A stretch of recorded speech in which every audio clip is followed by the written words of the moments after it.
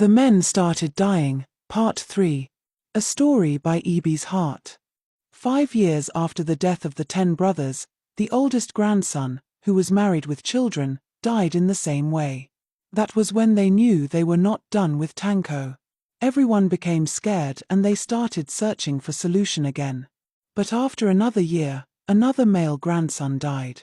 Within a few years, all the Ohoma grandsons had passed on, except 2, Bruno and Mike. Bruno's mother escaped and ran away from Ohoma's family immediately Bruno was born. She ran to her father, who was also a powerful man, and her son was dedicated to a powerful deity that kept him alive. The same thing was what Mike's mother did, although she remarried later and her husband took Mike as his own, making them the only descendant of Ohoma's family alive. However, their mothers knew they cannot father children, but they kept it a secret. 40 years later, Bruno, who became a wealthy and powerful politician, was at the verge of divorcing his wife due to childlessness. They had been to several hospitals and both of them were certified okay, but their childlessness still lingered.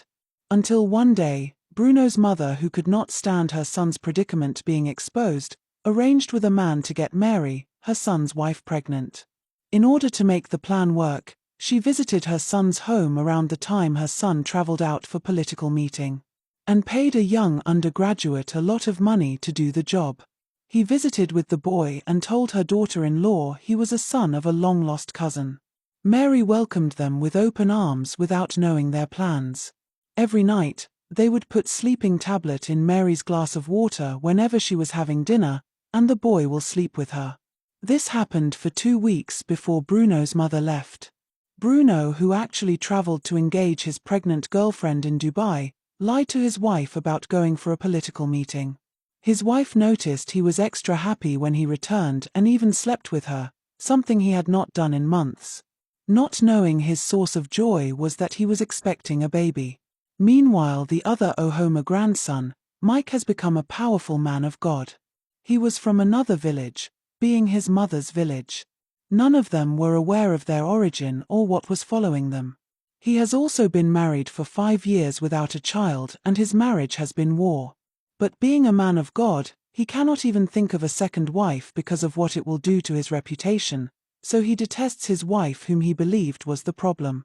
Bruno was at his mother's place to inform her about his pregnant fiancée and his plans to bring her in when his phone rang. Mary called him to break the news of her pregnancy. "Honey, we are expecting a baby," Mary screamed happily over the phone. Bruno received the news of his wife's pregnancy with mixed feeling. He must go on with his newfound love, no matter what, he thought to himself. His mother, who was still shocked by the news of a new wife his son just broke to him, didn't even know how to react at the second news of Mary being pregnant.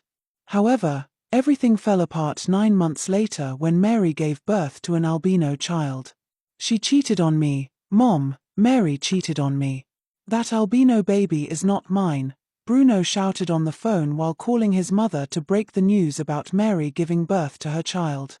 He left Mary at the hospital and moved his fiancée, who had given birth 2 months ago to his assumed child, into their home. Please like, share and follow for the next part.